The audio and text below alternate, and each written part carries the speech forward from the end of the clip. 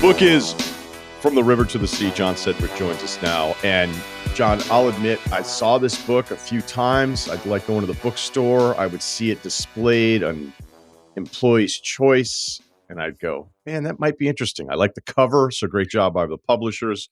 Yeah. And I just finally, I think the fourth or fifth time I saw it, John, I was like, okay, I'm getting it.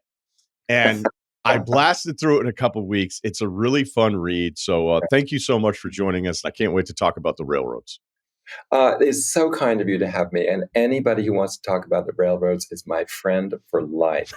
So, I'm here for 30 minutes, but I'm here for you for the rest of my life and you for me. So let's get cracking. All right. Quite the commitment. So let's get into this great story here. So you can correct anything that I may have that's off in the notes, but we're looking at kind of the 1860s, maybe all the way to the 1890s of the course of the story. And I know you kind of jump around a bit, which I think adds even more depth to the story, but it really revolves around two main characters battling it out. Tell us about these two guys that are the focus of the story. Well, they're two wonderful figures who could not be more contrasting and thus revealing of each other because of the way that they're different. You have, on the one hand, you have William. There are two Williams here: William Palmer and William Strong. Palmer was a Civil War veteran who was actually served as a spy briefly in the Civil War, was captured, and it was put into the hellhole of Richmond Prison, and then emerged as a hero of the Civil War. And he set up shop in Colorado Springs, where he was trying to create a town in order to lure the love of his life, a woman with the fantastic name of Queenie, in order to seduce her and bring her to the West, because he believed in the West and the majesty of the mountains and how beautiful and wonderful it was. And that he was going to, it was a family venture. It was done for his wife.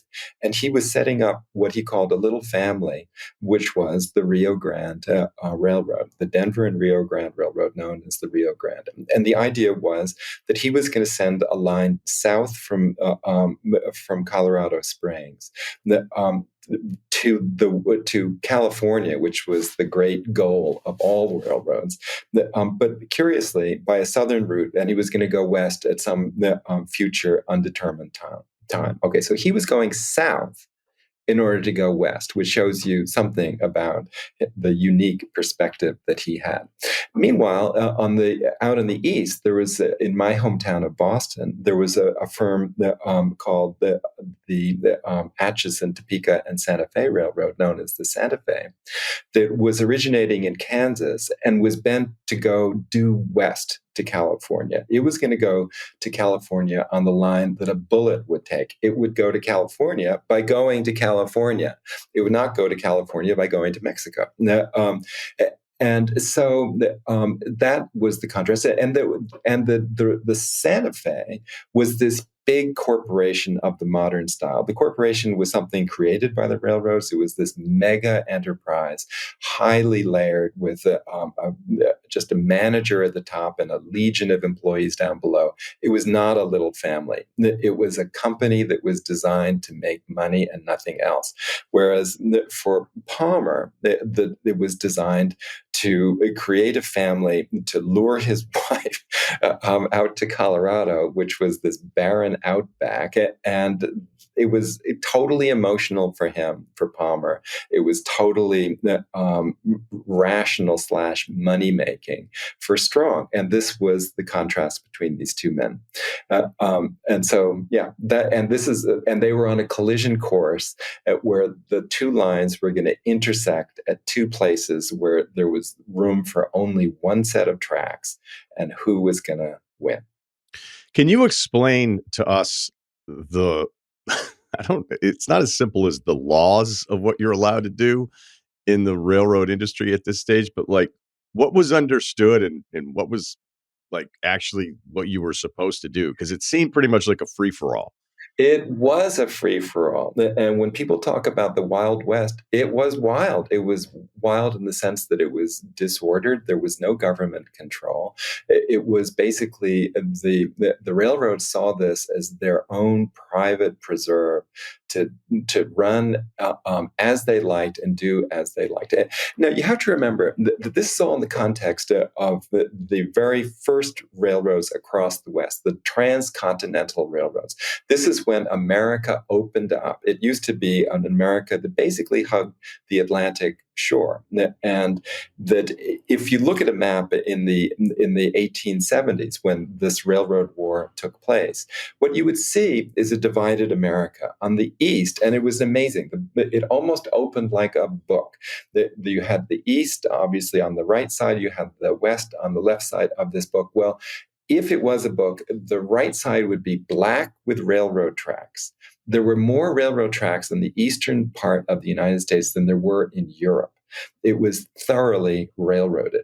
The West was wide open. There was this first fledgling line, the Union Pacific, in the 1860s, that forged the first connection to California, and that this famous Golden Spike in Promontory Peak in Utah united. There was a line that came in from the west, another one came in from the east, and they joined it at Promontory Peak. There was this amazing hullabaloo all across the United States, this fantastic engineering achievement. And it was done actually as a political gesture by at the instigation of Lincoln to unite the country. United East and West as the Civil War, which was raging at the time that he signed the bill, was trying to reconnect it North and South. And what happened with the railroads, and I don't mean to be too abstract about this, but I find it fascinating, that the United States had been a country that went up and down. It went along the Atlantic shore, or it went along the Mississippi River. These were think of them as two vertical lines. The railroads come along and they turn that around 90 degrees. They then go not north-south, they go east-west. And in doing so, they go out into this completely unknown terra incognita that Americans had never visited, hardly understood. It was the moon to them. It was a nowhere place. They didn't know what was there. There were no maps, no charts. It was nothingness, and that it was like going to Mars. And that this is what the railroads did, and they did it at electrifying speed. The speed of the railroads is something that is hard to remember now, but at the time, the view outside the window was a blur. They were going so fast. They were going at 25 miles an hour, then 50 miles an hour, then 60. It was hair raising. It was the most exhilarating thing that anybody could do. And yet, these railroads would be going along this flat terrain that is artificially flattened by these engineers. They rejiggered the world to make it flat as a tabletop so that when you were going across the West at these hair-raising speed, you could sip tea.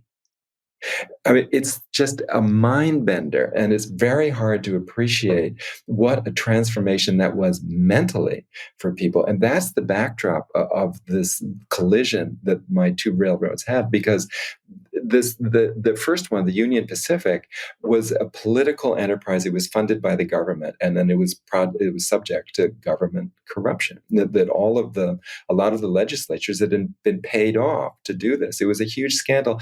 And then on top of that, it was not a business like enterprise. It wasn't designed to make money. It was designed to lay track so that the people behind it could get reimbursed by the government for laying that track. And so as a business proposition, that first line across the West, the only one we remember, the Transcontinental Railroad, the Union Pacific, how great. It was a fool's errand. It did not make any money. It didn't create any towns to speak of because it wasn't done on a market basis. It didn't go where there was a need. It went where it wanted to go to make money that was going to be paid back by the government.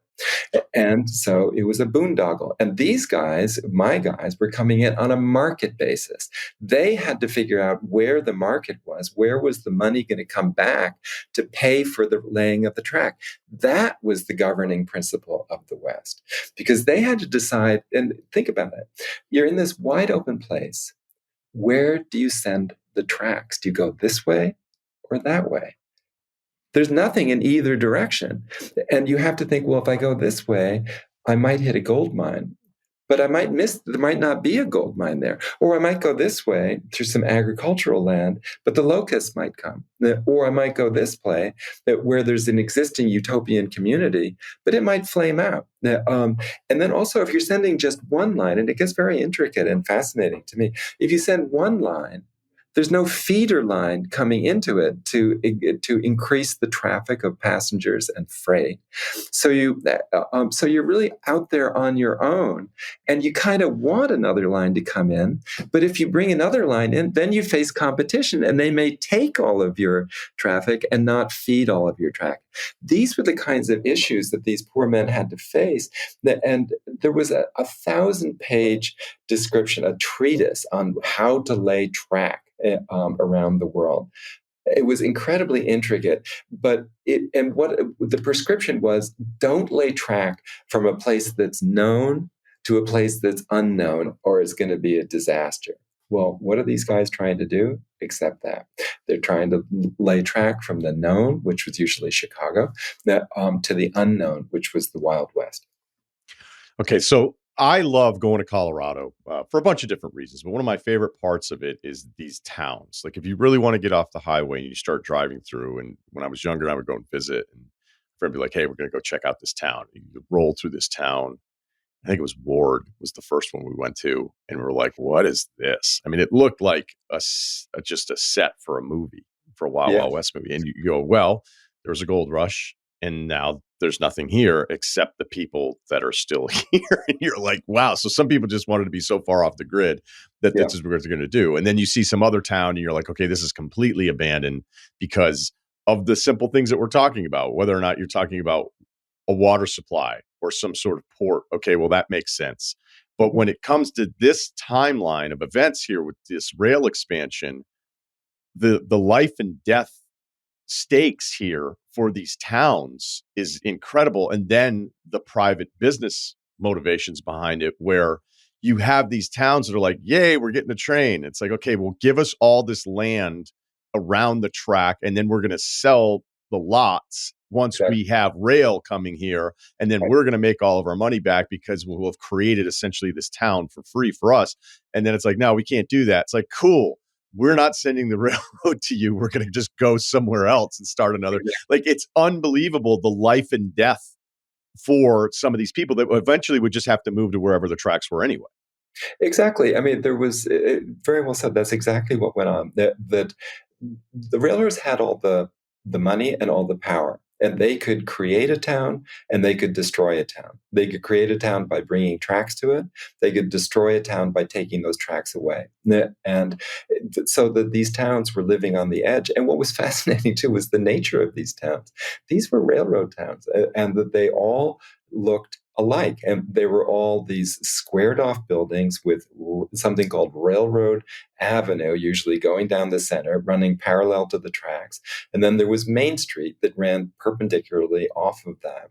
And then there were house lots built all around it. And at the center of it was the train station. And the train station was the biggest building in town. And it had a tower, usually with a clock. And it brought time, I might add, to the West. And this, people don't remember, but there was no national sense of time before the railroads came in. There was only local time. So that Boston, even though it was just 200 miles away from New York, was on a different time. It was 12 o'clock in Boston when it was 12:07 in New York, and it was 12:35 in Chicago, and it was 12:43 in St. Louis. Well, that wasn't going to work if the railroad was coming through, because you had to change your clock, your watch every 20 minutes. So the railroads were the ones to decide what time we lived by and divided it into these 4 time zones that we still have today. It shows the power of the railroads to re-regulate life. It regulated the time, it regulated the space. And because these spaces of these individual towns all looked like each other, they were all squared off buildings with set lots. And within those lots, there were set buildings of a particular dimension. And that this was universally true all across the West. And it was a testament to the power of the trains. At the same time, the trains, even though they had all the power, they were immensely vulnerable because they always had to worry about another train coming in to take their business. And this is what Palmer and Strong, my two guys, had to live with. And Strong thought that he had the West to himself. And suddenly, Palmer thought he had the West to himself, based in Colorado Springs, and he was going tootling down through the South, through, interestingly enough, these narrow gauge tracks. Well, I mean, that's significant just by itself. There, narrow gauge was about 3 feet across, and then there was standard gauge that was created amazingly by Lincoln personally. There was a little less than 4 feet. Different gauges, as they said, different widths, so that my train can't run on your tracks, your train cannot run on my tracks. Well, standard was coming in more and more, and it was a testament to Palmer's belief in himself, to a kind of maniacal extreme. He was going to stick to those narrow gauge, even though it was going to isolate him. Anyway, that's just one aspect of the way that these two guys fought. But the terrifying thing for Palmer was that almost overnight, Strong materialized in the West just when Palmer was about to go through this narrow pass called the Raton Pass, that's just the north, I think, of Arizona. And as he goes down, he's about to go there when suddenly, you see Strong looming up. Well, who's going to get the Raton Pass? That's the first fight that these two men had. So let's get back to Palmer and Strong. And I'm glad you took us there, because then it turns into something once silver's discovered in some of these Colorado locations, right, where you're like, all right, who has the rights? And it feels like whoever gets his tracks down ahead of the other person first, and we'll worry about the details later.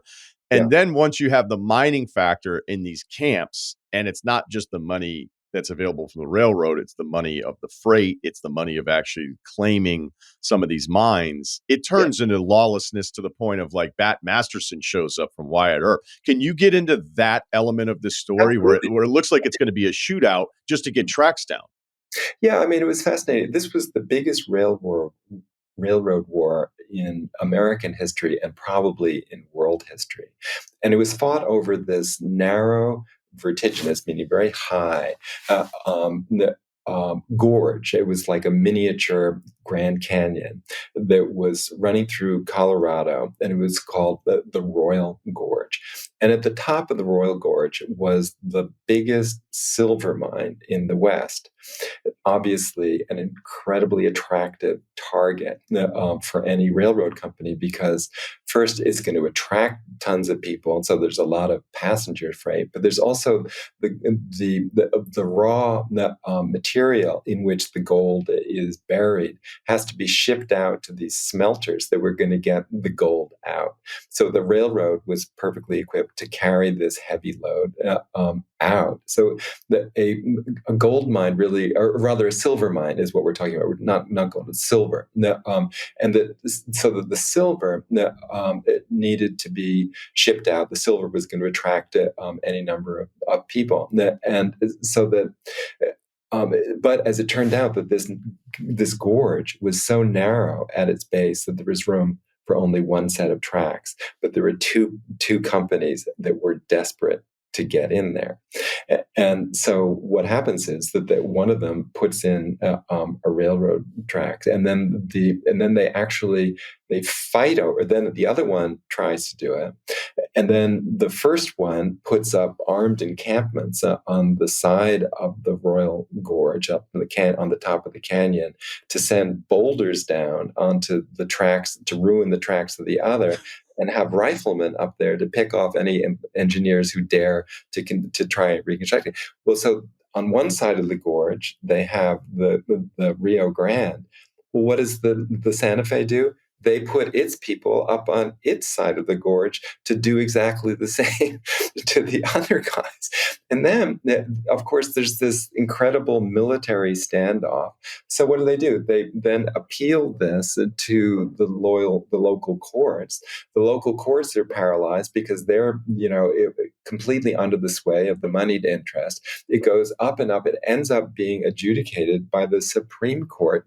And then, of course, the Supreme Court issues its ruling and they ignore the ruling because it was all, it was that money ruled the day. Law had no place in the West. That was the real problem. How are you going to enforce this except with some kind of standing army, which didn't exist? The only army was possessed by these two railroad guys.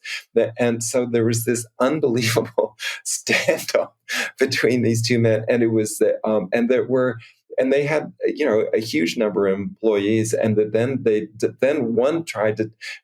There was a ruling that one side was going to get the tracks of the other, but they had to be seized in order to do this, and all of the buildings along the tracks had to be occupied. If they were going to be occupied, they needed to be defended, and so that you had this unbelievable conflict. But in the end, amazingly, not a single shot was fired because of one thing that was true that they had to recognize, which is that, okay, you can have a war if you want, but unlike in a conventional war, if you shoot somebody, it's murder.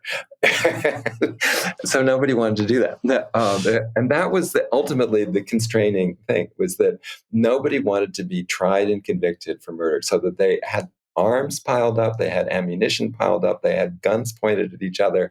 Nobody pulled the trigger because of that, that they realized that was a hanging offense, even in the West. That might have been the most surprising accomplishment or of anything that I'd read, because every page during that standoff, I'd be like, okay, well, when's somebody going to finally shoot? And you're talking about some real badass dudes coming in from all over the country, where Palmer's hiring all sorts of outlaws. And then Strong's like, all right, well, I'm going to send in my guys, and they're ex-marshals. And these guys are signing up for a fight over railways. And I couldn't believe, as I was reading it, I was like, when is it going to happen? I mean, just keeps building this tense moment.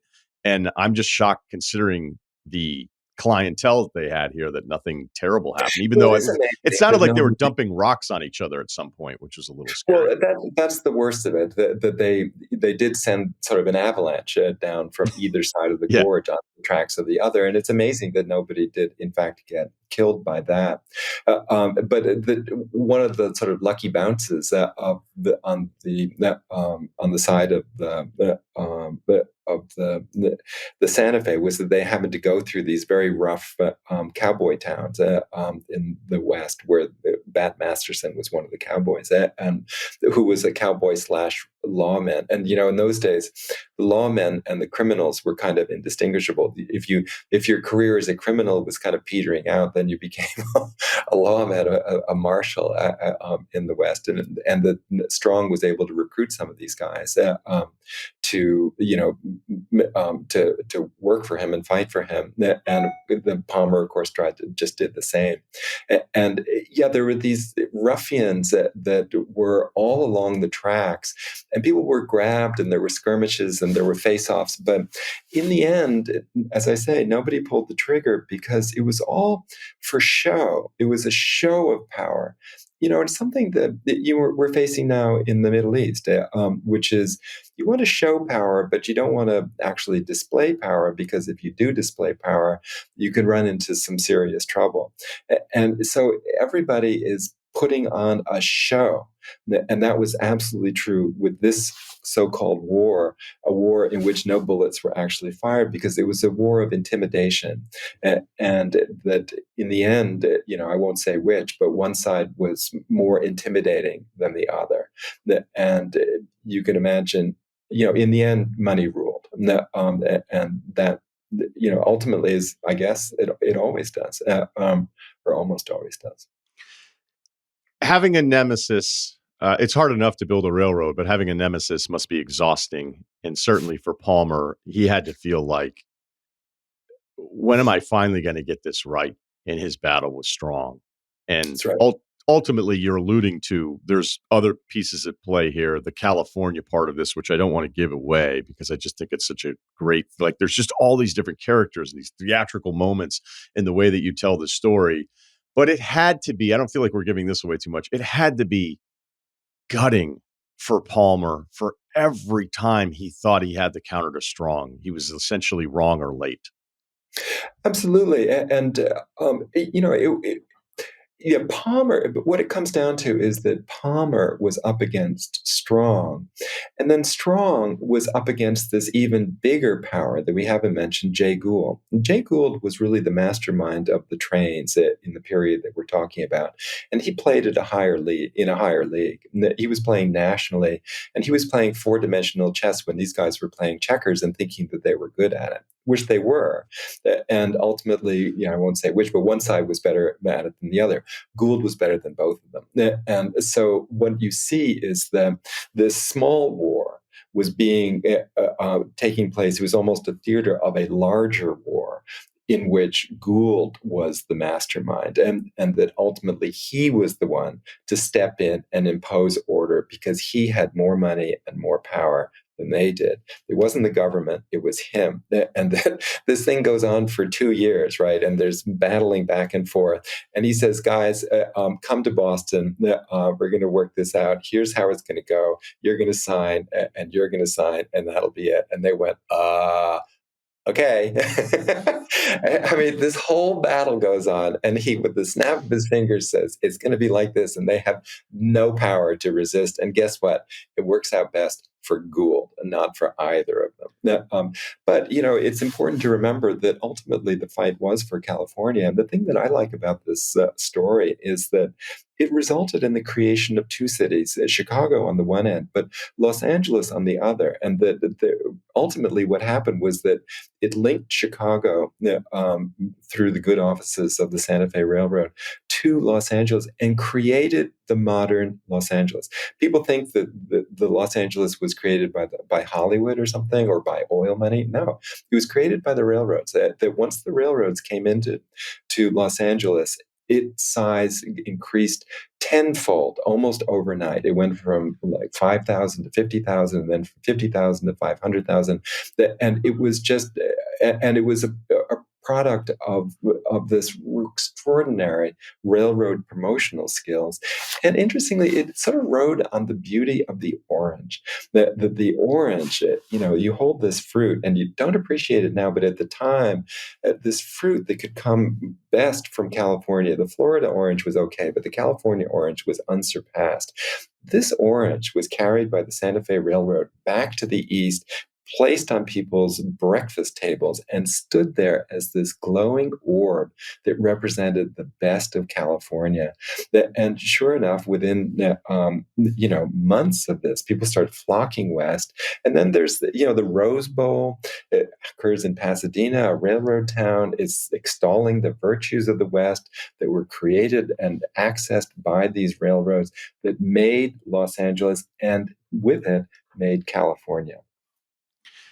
I loved the Los Angeles piece of this because I wasn't expecting it at all. And as somebody that moved out here, I love the way that you explain just the allure of Los Angeles through the description of orange. By the way, Jay Gould, I could read about all day long. You give us a few nuggets. He makes Rockefeller seem chill. But or Elon Musk, or any of them, the Bezos. I mean, this guy was Machiavellian and a genius. Small tubercular character, 5'2". He just was utterly mendacious and had absolutely no concern for others. That turns out to be indispensable, that combination, if you're in business. So I want to tie it up here in that, when I'm reading this stuff, I'm thinking about the characters involved and what's at stake, and recognizing the limitations of understanding beyond what you're aware. I mean, we can take a lot of that for granted, that we can kind of figure out, like, okay, what's going on in all these corners of the globe if we really want to put the time in.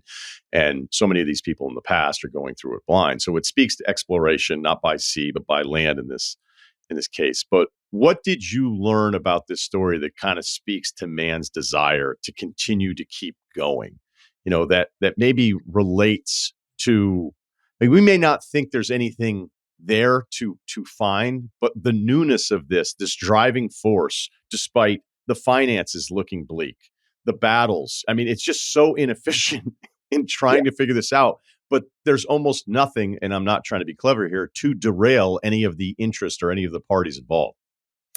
Absolutely. I mean, it's a really good point, and it's important to remember that these two men represented a fundamental and powerful questing spirit that exists in humanity. That we as a people and those as two individual people have a desire to press ahead for a better world, and to explore, to sadly to conquer. That's the way they thought of it. But it's a deep impulse that really was at full flower in the 19th century, an age of conquest over material things, and that is powerfully represented by the railroads that conquered unbelievable obstacles as they went west. These long, parching deserts, these mountains they had to work around or climb up, in these crisscross fashion. What they overcame is just astounding. And they did it, for material gain, but also I think there's just something wonderful in the human spirit to move forward, to take new territory, to explore, to understand, to extend our knowledge and our, I guess, our control over ever larger things. It's the thing that, took us to the moon and will take us to other planets, and allows us to explore the bottom of the sea and the intricacies of the atom and all the other things that we have done that make our lives what they are.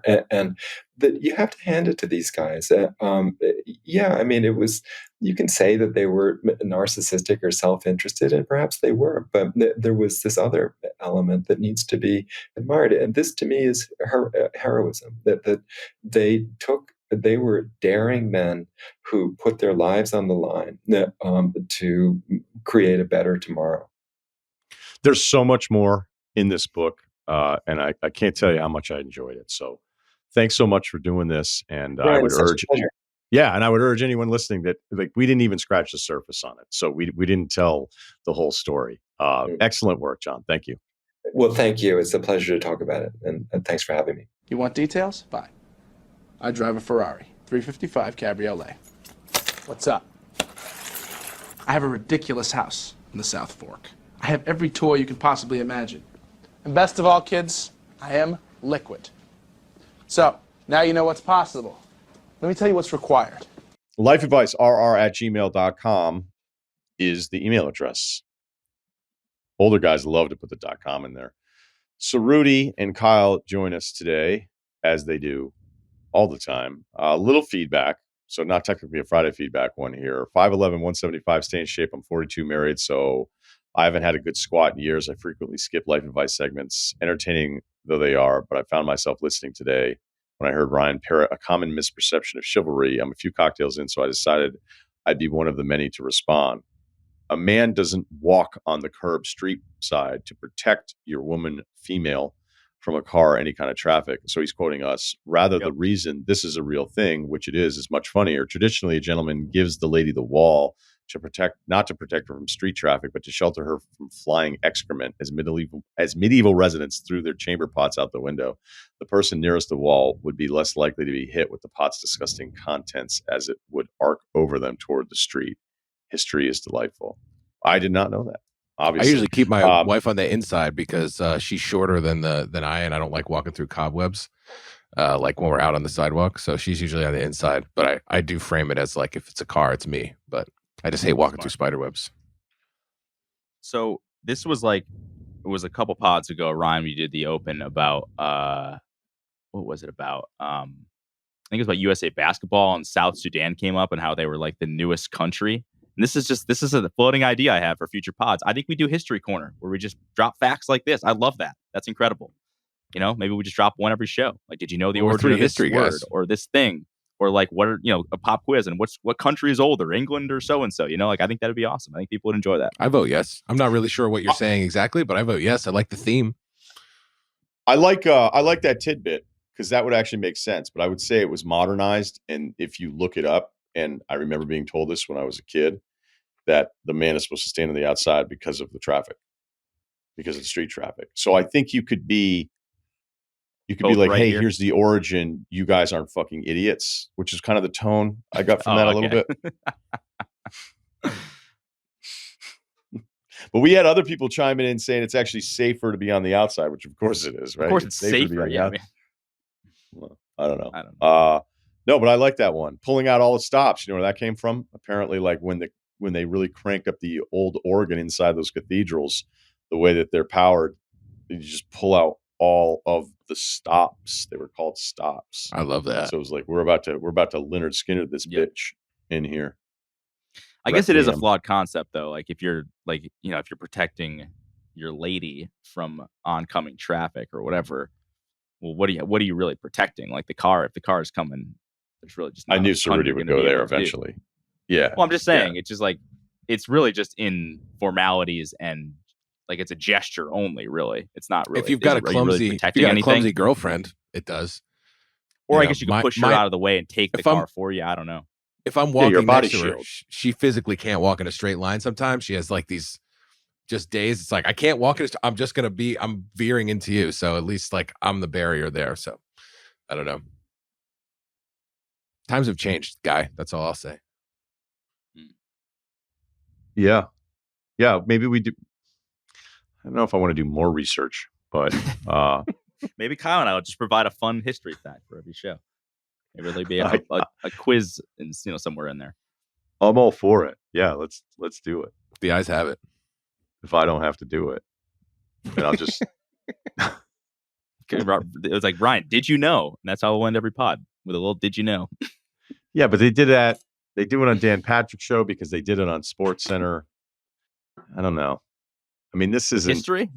I haven't caught up on Dan Patrick recently. So. No, not with history. It's just they call it a "did you know?" I mean, look, we were so limited with our entertainment stuff back in the day. Like, I couldn't wait to see what the "did you know" was on Sports Center.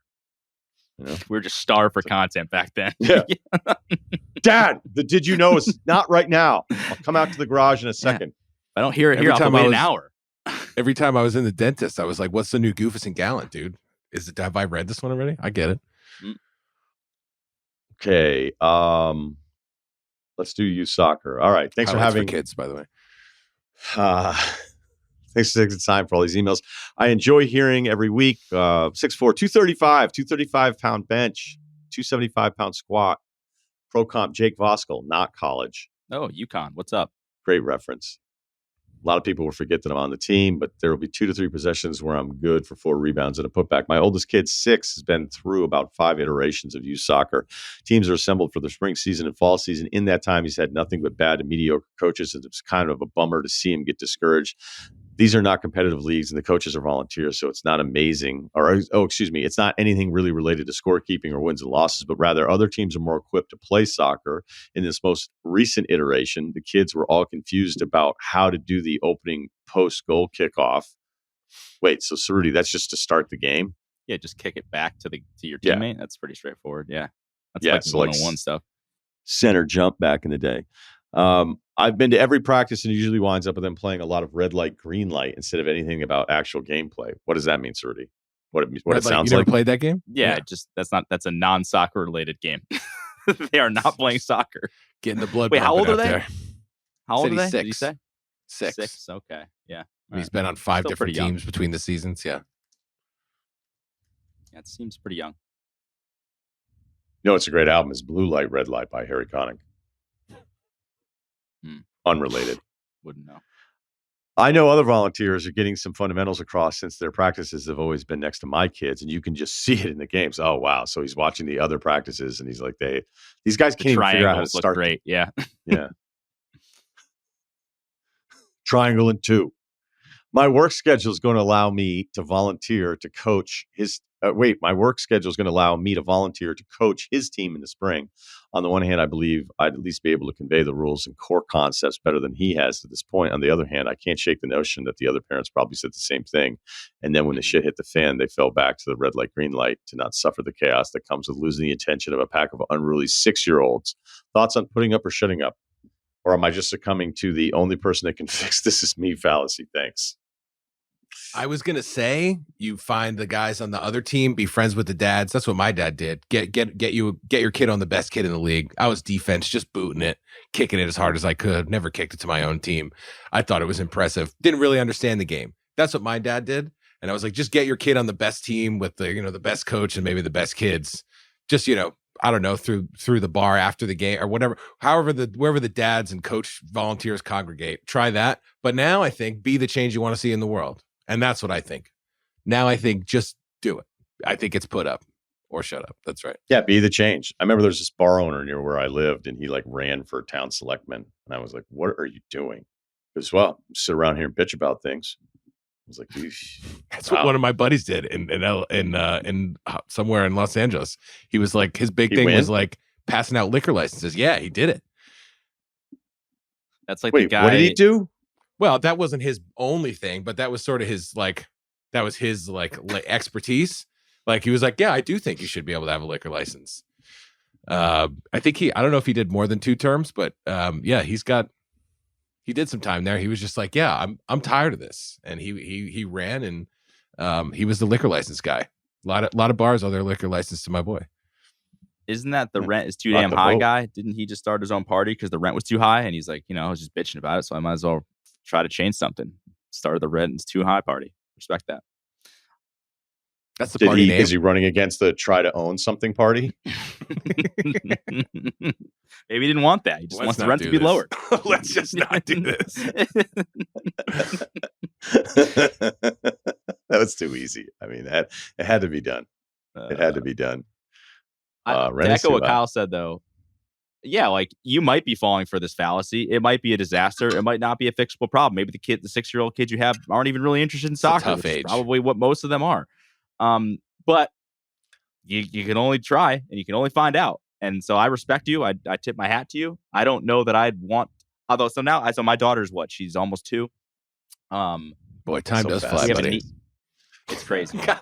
So we have a niece who started playing soccer at 3, and I was like, kids play soccer at 3? Like, that's what? How is that even? Yeah, what are we doing? And so I don't really want to coach that part. I'd rather coach. I'll be around. I'll help out, whatever. But I'd rather coach her. When she's like, if she's interested, when she's like kind of like coordinated enough to do that. So at 6, I feel like you're kind of setting yourself up for disappointment because there's a good chance a lot of these kids don't even want to do what you're trying to make them do. Yeah, the best news. This 9-year-old. Is your kid will be 7 next year. That's the best move. That's the best part of this whole thing is though everyone will be 7 next year. And maybe a light bulb will go off in 2 or 3 of these kids' heads and they'll actually listen. But yeah, I think under like 8 or 9, it's like, I mean, I was playing T-ball. It was like a joke. T-ball is like one of the biggest jokes. You can't, it's just, there's T-ball, they just like run the bases. Yeah, like that's it. Dude, I was like kicking dirt and finding grasshoppers. Like, and it was just, T-ball's a joke. And so is 6-year-old soccer, I think, for the most part. I'm good friends with this 9-year-old. And Russillo memes, are you out there? He was showing me this itinerary for his upcoming soccer week. And one of the stipulations was like no greasy food day of. They were like, that's we're serious. Taking this seriously. It took me through the whole thing. And so like, I don't think red light, green light, that's 4-year-old stuff. 6, we start thinking about corners, formations. Yeah, right. What kind of design do we have? Who are the strikers? There's got to be some sort of reward benefit thing where you're incorporating, like this would be great coaching. What would a 6-year-old be interested in? And how can you trick them into thinking that's what they're doing when in reality they're learning how to play soccer? Just skills. Beyond red light, green light, right? Isn't that Europe? Like skills, like just they're not even like playing real games. Maybe they scrimmage, but it's not like a season. Like they're just doing skills until like they're actually old enough to be on a team. And now everybody knows the skills. I like that, but I don't think it's going to happen here. That's just Europe in general or European soccer? I think soccer, but I wouldn't be shocked if it applied to like cricket or I don't know, they water polo We're awesome maybe. at I don't know. cricket now. Yeah, don't know. I don't know if you knew that. Okay, let's see. Stay with the real estate theme. Okay, perfect real estate agent. 28, 220 bench, 275 squat, 305. Don't deadlift. Live in Chicago. Been dating a girl here for 2 years. Oh, could be getting serious. My girlfriend's best friend's boyfriend. Okay, so that makes sense. Works in marketing and recently got his real estate license. He does not watch sports, and we have close to nothing in common other than dating girls from Illinois, which is why you're in Illinois, because the girls are from there. He's a cool but not core guy by any means. I'm looking to buy a condo around 450, 600K in downtown Chicago, thereabouts. A lot of opportunities, a lot of good buys in Chicago. I defaulted to using this guy as my realtor and went on 2 condo tours before the 4th of July weekend. He did a decent job of explaining the prices and reasoning behind them. I've found a few decent places within my budget around where I'm looking. Should I depend on this guy as my go-to real estate guy agent or go back to the drawing board? All right. Always a little dicey because everybody has a friend who's a realtor. That's the way it works. And then it's kind of assumed this is the way it's going to go down. I've heard of relationships being destroyed forever. Sometimes the realtor gets you into the house. It's assumed that they're going to also then get you out of the house. I've gone through a few realtors. I think the moment I think you're fucking with me, not representing me, I'm probably not going to have a lot to do with you. And I like to make moves. One realtor knew I was a move maker, right? Treated you as such. He randomly called me one day to be like, I was thinking about just listing your place. I was like, really? I kind of like my place. Shit. Yeah. I was like, but I'm game. Like, what are you talking about? He's like, I was thinking about just like, I don't know, listing it low and getting a real competitive market for it. I was like, oh, so like the most important asset I have in my life, just the quickest, list it low. The quickest. Yeah. I don't want to move. I really like it. Have no desire to. I'm willing to take a phone call, but let's just list it low. Yeah. It's fucking awesome. Let's see what happens. Yeah. Crazy. Get out of here. Let me then buy something new higher, because the same house, if we just list it low and get a super competitive market out there, so multiple bids, again, I can understand that the way he thought he was spinning is that you get more bidders and maybe it even gets in a, like, I don't know. How about you just list it high? And if no one buys it, I get to stay here. How about that? And look, on the realtor side, all of us are delusional as the homeowner. It's just like draft picks. Oh, those guys don't want to, they love all their players. It's like, well, yeah, because they drafted them. All the time they spent going up into the draft, 2 years of watching some of these dudes, sometimes even longer. And then they picked that guy. They must have really liked that guy at some point. And then when the other teams call the trade, they're like, hey, do you want to trade that guy? I'm like, no. And then you'll hear a leak be like, oh, they're in love with like all of their own guys. Yeah, probably just like you are too, because you actually at some point picked that person over everybody else. It's the same thing with houses, where you look around and you're like, my house is better than that house. And that house went for this much money. So I should be able to get this. And then every realtor absolutely freaks out the entire time. It doesn't sound like you have any of this. Yeah, please do. These folks, floor's open. Realtors, buyers, sellers, all that, they don't get anything until the deal's done, right? And then there's a commission thing, right? So it's not like, all right. Yeah. And is it sort of like you don't cheat on your barber, you don't cheat on your realtor?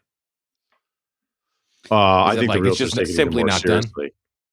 Yeah, the barber one is in the same ballpark of the animosity. I don't know. I mean, I guess sure the animosity, but like it's like you it's just not done. They're not like, you guys both see what you can get here. It's you pretty much stick with one.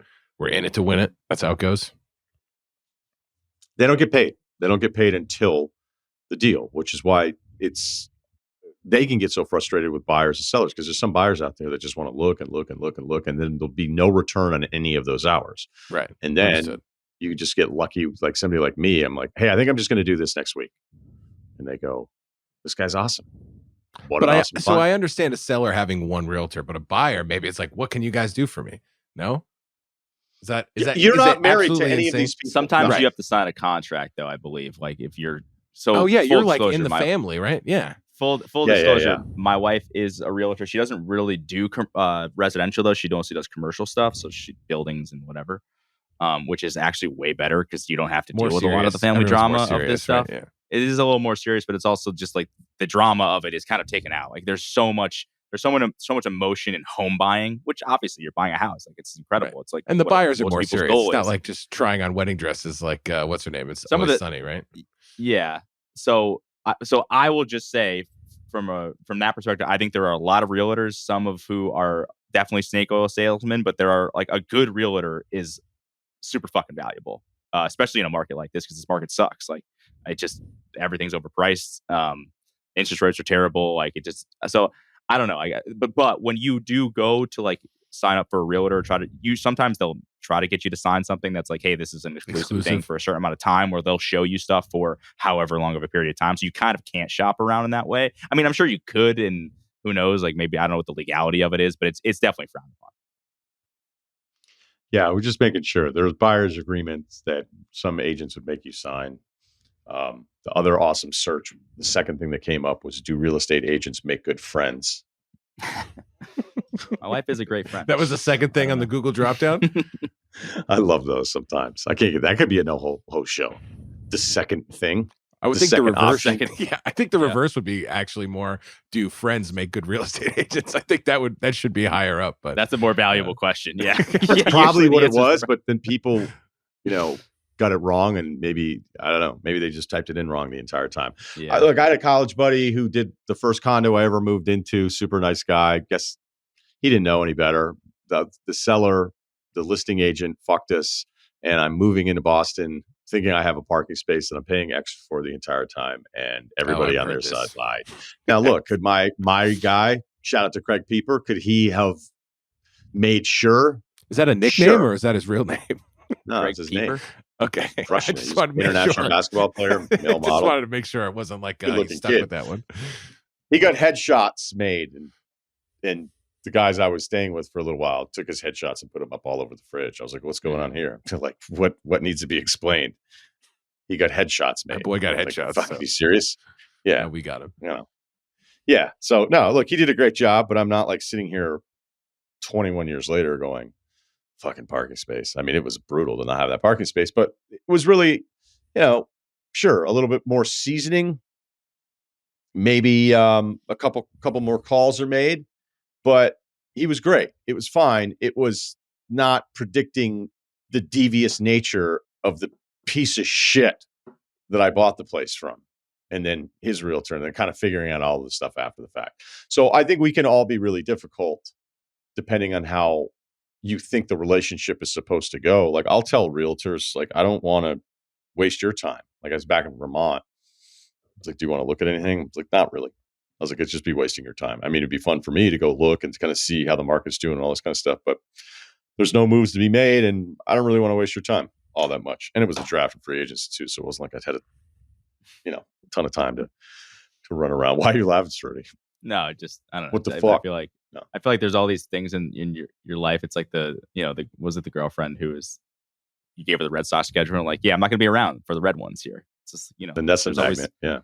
Yeah. So you got priorities. Yeah. No, there's a lot on the other to-do list of stuff where I'm like, oh, that'd be kind of, yeah.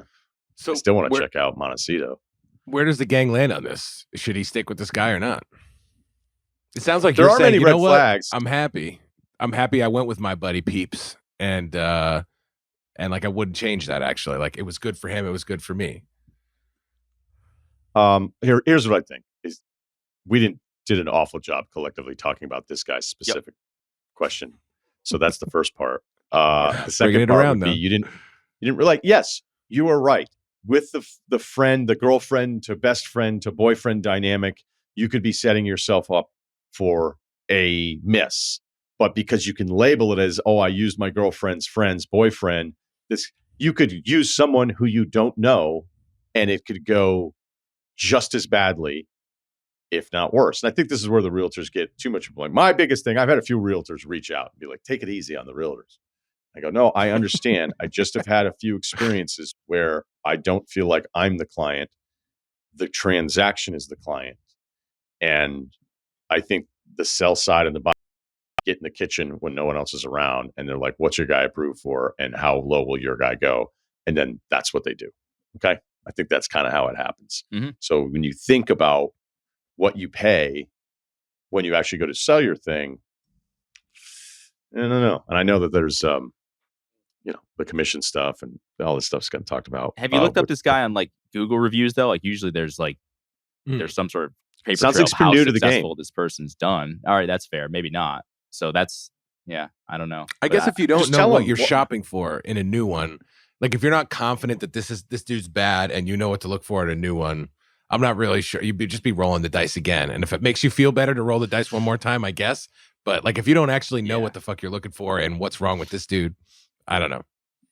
I hate to say because it's a cop out answer, but it's like if the guy wasn't a complete dud and you said he had some pretty good information on whatever information he gave you, it wasn't bad and it sounded all right, then I kind of think you let it ride until there's like a reason to not, but maybe that's letting him off too easy.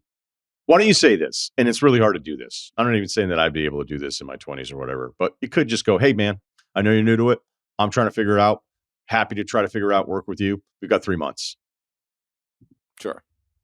We've got 3 months. But if he's done no deals ever and just got his license, is he going to be seasoned enough for all the little extra things, especially Chicago, like some of the weird HOA stuff, building reserve. Here we go. Yeah. Hate to get into HOA stuff at the end of life advice. I really want to give you a wide berth on HOAs, but damn it. Here we go. We got another 20 minutes in us. Here we go. I think that's all we got. That's all we need. That's Do you all think I there's have. more there? No, that's all I can't do have. it again. I just hate when HOA comes up like at the 25th minute instead of like the 3rd minute. But yeah, No, I got but look at nothing. Chicago properties. Like, when you look Yes. at the properties and you'll go, oh my God, why is this only this much? And then you go, why is the HOA a mortgage payment? And that seems to be the divide. I don't know what the property taxes are there or whatever, but there's always like, if you just look at awesome cities and stuff that you would like, and oh, that'd be great to live there or whatever. And you think, okay, well, that house in New York would be this, or that house in LA would be this, or that apartment, like what is going on? And then there'll be some like a little HOA summary where you go, I'm not saying it's for all the buildings, but there are some HOA summaries in that part of time specifically where you're just like, that is an absurd, Can't be right. absurd number. Okay. Wow. That'll do it for the pod. Thanks to Oregon. Thanks to Kyle. Thanks to Ceruti. Make sure you check out our YouTube page and also subscribe to the Ryen Russillo Podcast, Ringer, Spotify.